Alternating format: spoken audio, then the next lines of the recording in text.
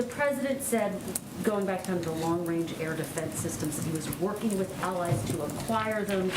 Can you tell us where they are and what the expectation is in terms of the timeline for getting those systems to you? I can't outline where they are because we're going to keep those conversations private.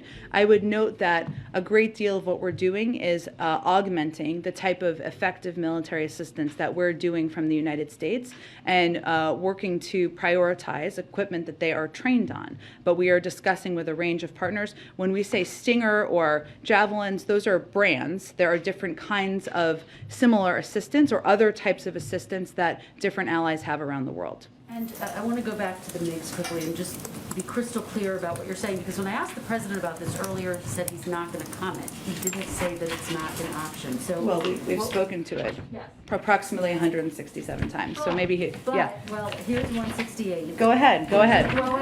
There's a growing number of Republicans and Democrats who are supporting the U.S. striking a deal with Poland to send the MiGs. You have Elise Stefanik earlier today saying Ukraine needs those MiGs. You have Scalise saying getting those MiGs in immediately is critical.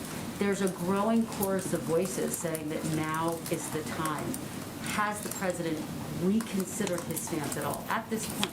No, because our military makes assessments, which they put out that assessment last week, and I would just echo that one part of the assessment is based on what equipment is effective in fighting this war, anti-armor and air defense systems. They are effectively defending the country. That is what we have provided additional assistance on. Second, they have several squadrons of mission-capable aircraft. I don't think that's enough, Jen. You heard President that are Zelensky not being, very Kristen, that are not being utilized. This is the assessment by our Defense Department.